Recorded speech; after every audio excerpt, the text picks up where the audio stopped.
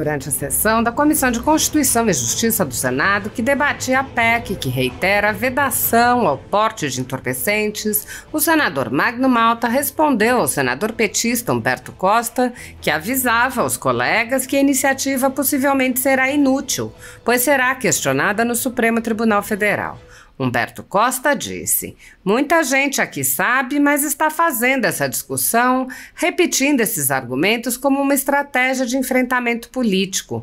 Isso é a questão concreta. E sabem que a possibilidade de que o próprio Supremo Tribunal Federal reconheça que essa emenda constitucional agride cláusulas pétreas é algo concreto. Ao responder, o senador Magno Malta explicou: eu acho que o Senado, mais uma vez, não tinha necessidade disso, vive um momento ímpar. Nós estamos aqui resgatando a Constituição. Este poder, o poder legislativo, é que tem obrigações constitucionais de fazer a lei.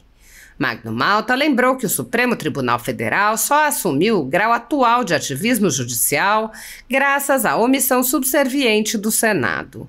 Ele disse: o ativismo judicial foi crescendo diante dos olhos do Senado, mesmo sendo alertado por alguns que se encorajavam, e eu faço isso desde o meu primeiro mandato em 2003, mas que não se importaram, deixaram e eles foram mais além, gostaram e foram mais além. Gostaram e foram mais além. E hoje não há qualquer tipo de divisão. O Supremo manda e desmanda. Tem influência sobre esta casa? Ninguém pode negar, tem. Tem influência sobre a outra casa? Tem. O senador lembrou que a Assembleia Legislativa do Espírito Santo deu uma lição ao país ao afirmar as prerrogativas do Legislativo e revogar a prisão política do deputado Capitão Assunção. Ele apontou: houve um episódio no meu estado em que o corpo legislativo da Assembleia Legislativa, em respeito à Constituição, ensinou para o Lira. Se o ministro Alexandre de Moraes violou o artigo 53 da Constituição, na verdade era tão somente comunicar que ele havia ido além demais e que poderia ser levado à comissão de ética, pois ele simplesmente mandou que o Lira, que a Câmara dos Deputados desse uma chancela ou não à prisão de Daniel. Quem prendeu o Daniel? Foi a Câmara dos Deputados, foram seus colegas. E para lá, ele enviou também para que a Assembleia Legislativa mantivesse ou tirasse o Capitão Assunção. E a Assembleia Legislativa do Estado do Espírito Santo, presidida por Marcelo Santos, deputado Marcelo Santos, se comportou respeitando o texto constitucional. Magno Malta afirmou: é muito importante que o Senado entenda qual é o seu papel. O senador fez duras críticas ao ministro Gilmar Mendes pelas declarações em que associou cristãos ao crime.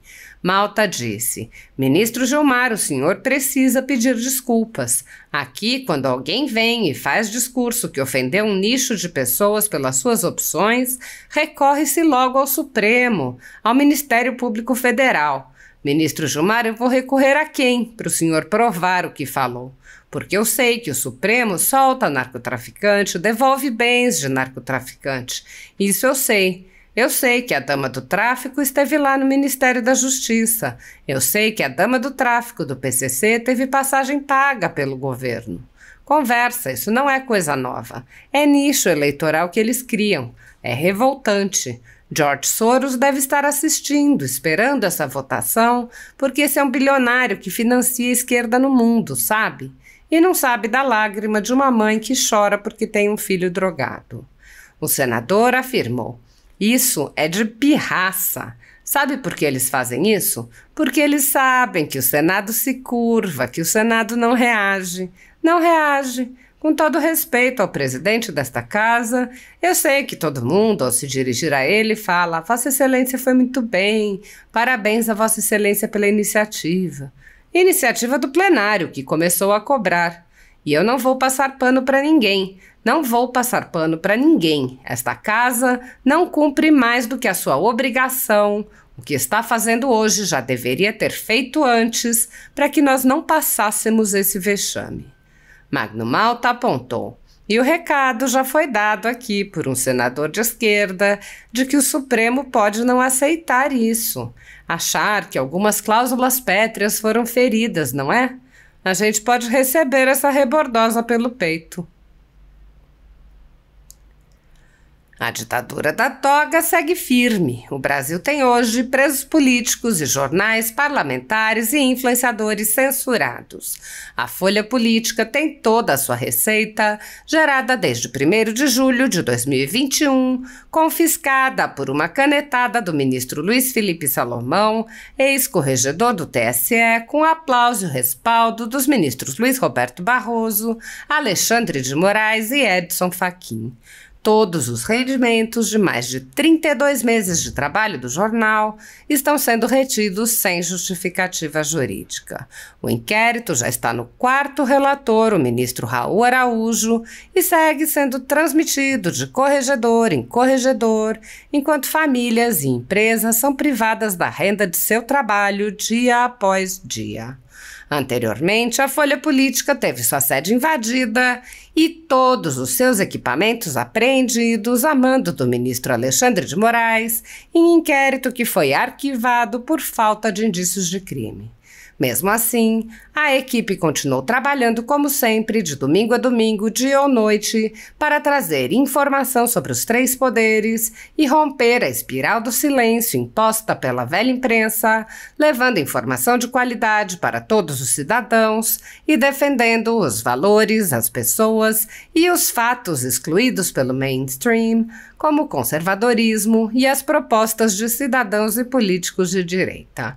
Se você apoia o trabalho da Folha Política e pode ajudar a evitar que o jornal seja fechado, pela ausência de recursos para manter sua estrutura, cumprir seus compromissos financeiros e pagar seus colaboradores, doe qualquer valor à empresa Raposo Fernandes por meio do Pix, cujo QR Code está visível na tela, ou por meio do código ajude@folhapolitica.org. Caso não utilize Pix, há a opção de transferência bancária para a conta da empresa Raposo Fernandes, disponível na descrição deste vídeo e no comentário fixado no topo. A Folha Política atua quebrando barreiras do monopólio da informação há mais de 10 anos e, com sua ajuda, poderá se manter firme e continuar a exercer o seu trabalho. Pix ajude@folhapolitica.org. Assista. Algo que a ciência, ou algo que mais na frente a própria sociedade considere que é inadequado, me parece uma forma de engessamento inaceitável. Então, adiciono a isso a visão de que muita gente aqui sabe, mas está fazendo essa discussão, repetindo esses argumentos, como uma estratégia de enfrentamento político. Isso é a questão concreta. E sabem que a possibilidade de que o próprio Supremo Tribunal Federal reconheça que essa emenda constitucional agride cláusulas pétreas é algo concreto. Então, na verdade, muita gente está fazendo nesse debate aqui no Senado uma questão de enfrentamento político muito mais do que a questão da saúde pública. Eu sou psiquiatra também, trabalhei alguns anos, inclusive com a questão do alcoolismo, com a questão de pessoas dependentes de drogas e, sinceramente, eu não consigo ver como um profissional de saúde em que essa proposta de emenda constitucional vai nos ajudar a enfrentar e superar o problema das drogas e, ao contrário, eu acho que nós vamos ampliar o punitivismo no Brasil, nós vamos colocar na cadeia pessoas que não são criminosas, que não são traficantes e vamos só fortalecer os exércitos das organizações criminosas que atuam no sistema prisional brasileiro. Obrigado, senhor presidente. Agradeço, Vossa Excelência. Na sequência, senador Magno Malta. Vossa Excelência tem a palavra. Senador Exalci, depois nós passamos para a próxima lista. Senador Marco Rogério, senhores senadores, esse tema ele se reveste de uma importância muito grande e acho que o Senado, mais uma vez, não tinha necessidade disso, vive um momento ímpar. Nós estamos aqui resgatando a Constituição. Esse poder, o poder legislativo, é que tem obrigações constitucionais. de fazer a lei. A Bíblia diz que filho sem correção é a vergonha do seu pai e a decepção da sua mãe. O que ocorre no Brasil hoje, e já há muito tempo, e sobre essa matéria eu falo, e aqui tinha o senador Jacques Wagner, que foi deputado federal comigo, e eu trato dessa matéria, e as coisas que falam sobre droga são as mesmas que sempre falei. A importância é o Senado retomar o seu papel, adentrado pelo Supremo Tribunal Federal. E quando eu falo de correção, é porque o ativismo judicial, ele foi crescendo diante dos olhos do Senado, mesmo sendo alertado por alguns que se encorajavam, e eu faço isso desde o meu primeiro mandato, em 2003, mas não se importaram, deixaram, eles foram mais além, gostaram, foram mais além, gostaram, foram mais além, e hoje não há qualquer tipo de divisão. O Supremo manda, desmanda. Tem influência sobre essa casa? Ninguém pode negar. Tem. Tem influência sobre a outra casa? Tem. Aliás, houve um episódio no meu estado, semana próxima passada, em que o corpo legislativo da Assembleia Legislativa, em respeito à Constituição, ensinou para o Lira. Porque se o ministro Alexandre de Moraes violou o artigo 53 da Constituição, senador Flávio, que na verdade era tão somente comunicar que ele havia ido além demais e que poderia ser levado à comissão de ética, ele simplesmente mandou para que o Lira, para que a Câmara dos Deputados, elas dessem uma chancela ou não à prisão de Daniel. Quem prendeu Daniel? Foi a Câmara dos Deputados. Foram seus colegas. E lá, ele enviou também para que a Assembleia Legislativa mantivesse ou tirasse o capitão Assunção. E a Assembleia Legislativa do Estado do Espírito Santo, presidida por Marcelo Santos, deputado Marcelo Santos, se comportou respeitando o texto constitucional. E olha que membros da base do governo, de todo o espectro político do Estado, votaram. E o capitão Assunção, em seguida, sai daqui do Supremo, é daqui que tinha que sair, o mandado de soltura dele, assinado pelo próprio ministro Alexandre de Moraes. E o remédio, a relatoria, o relator, o texto preparado pelo jurídico da Assembleia Legislativa, foi exatamente com base em uma fala do próprio Alexandre de Moraes. Então, senhor presidente, é muito importante que o Senado entenda qual é seu papel. E hoje, essa PEC, com uma relatoria significativa, com base no sentimento da sociedade, e isso não é coisa nova. E aí eu falo, porque tenho, senhor presidente, eu tenho mais de 40 anos que tiro drogados da rua, viciados em maconha. Quando minhas filhas nasceram, eu já tinha drogados, viciados em maconha dentro de casa. E eu sou acostumado, porque sinto na pele, a ver mães chorando, famílias destruídas, depauperadas.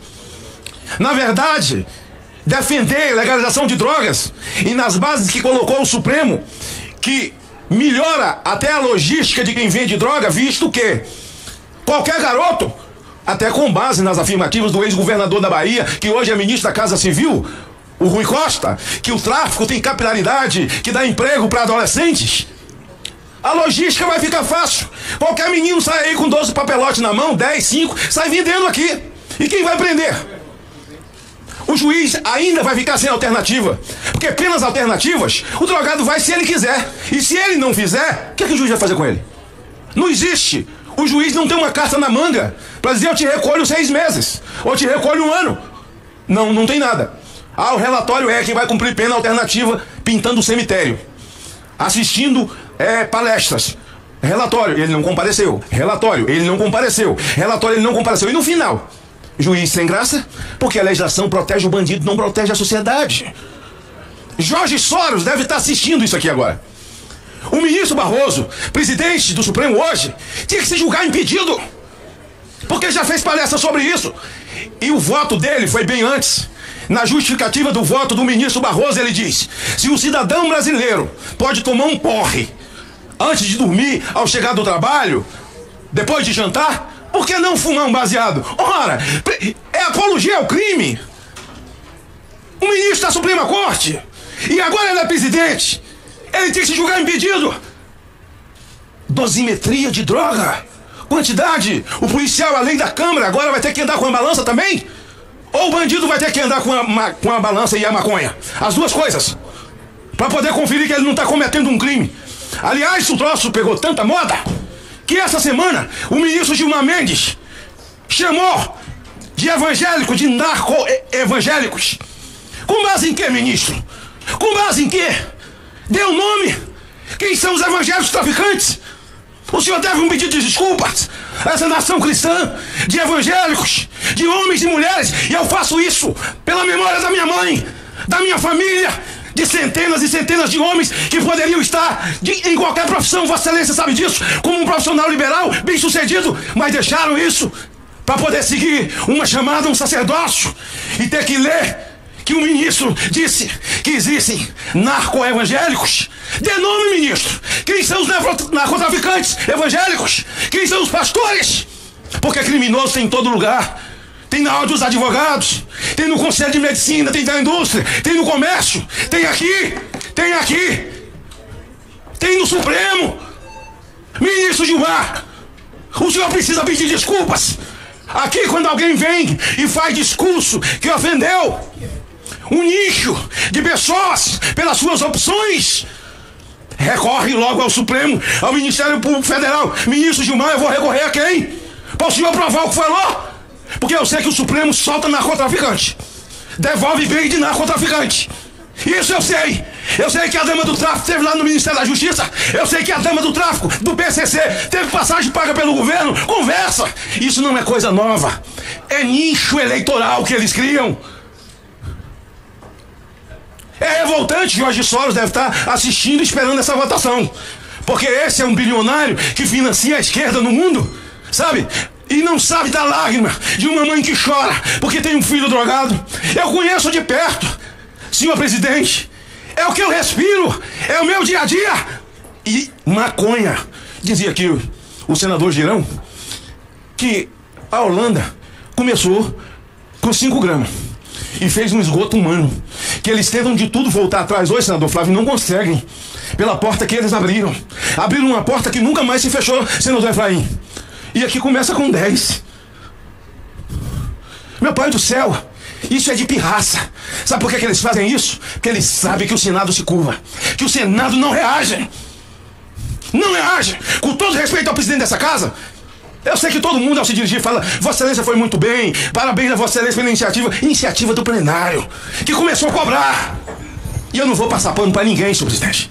Não vou passar pano para ninguém. Essa casa não cumpre mais do que a sua obrigação, do que está fazendo hoje, e já deveria ter feito antes, para que nós não passássemos esse vexame. Para concluir, o recado já foi dado aqui pelo um senador de esquerda, de que o Supremo pode não aceitar isso, achar que algumas cláusulas pétreas foram feridas, não é? A gente pode receber essa rebordosa pelo peito. A gente pode receber essa rebordosa, mas eu não sou médico. Muito pelo contrário, eu tenho sido pai. Eu tenho colocado debaixo do braço, encerro, cumprimentando um juiz aposentado do meu estado, lá de Cachoeiro do Itapemirim. Senhor presidente, quando o artigo 12 era inafiançável, um jovem caiu com 300 gramas, senador Marco Rogério, lá do seu estado de Espírito Santo, chamado Adriano. Eu já encerro, senhor presidente. Não são 10 minutos? Passei? Então vou voltar atrás. Então é o seguinte: 10 minutos. Lá do seu estado, Marco. Essa mãe chega chorando para ele e fala: não prenda meu filho não é marginal. Ele disse: mas o artigo 12, ele caiu no tráfico, ele vai ter que subir para a penitenciária. Ela ficou na porta sentada chorando, magrinha, chorando. Ele mandou ela voltar. Ela entrou. Ele disse: eu ouvi dizer que aí na cidade tem um rapaz, ele só pode ser doido, na minha visão, ele disse, que ele pega esse tipo de gente igual o filho da senhora e põe dentro de casa. Ele vai cumprir a pena na casa desse cara, se ele topar. Eu deixo o filho para casa dele cumprir pena. Ela chegou no meu portão. Eu fui até o fórum com ela. O juiz disse: o senhor recebe? Você leva ele para cumprir a pena? Eu falei: levo. Pode tirar a algema dele. O juiz: não, tem que ficar algemado. Levou. Tirou a algema dele lá. Ele entrou para dentro da minha casa. Ficou 7 anos comigo. Mudou de vida. Sabe como? Deus de manhã, Jesus mediu o Espírito Santo de noite. É o que muda a vida de um homem. Agora, é preciso fazer prevenção? Sim, isso precisamos sim. Prevenção pela via da família, pela via da escola, perfeito. Mas é preciso fazer um enfrentamento? Sim, é preciso fazer. E se ninguém sabe como fazer um enfrentamento, pergunta a Tarcísio lá em São Paulo, que ele deve ensinar, o Derrite deve ensinar. Como é que faz, e como é que pode, e como diminui o tráfico e a criminalidade. Senhor presidente, é um momento ímpar. Parabéns, Efraim, pelo relatório. Eu sei que muita gente tentou fazer uma curva aqui, fazer feito Maradona com um gol de mão, tocando na questão da maconha medicinal, que nada tem a ver. Nada tem a ver, até porque o Ministério da Saúde tem obrigação e já tem catalogado quem precisa do canabidiol e pode muito bem entregar na porta das pessoas que têm convulsão e que têm epilepsia, que nada tem a ver com o cumprimento do papel dessa casa que é de fazer esse tipo de enfrentamento. Concedo a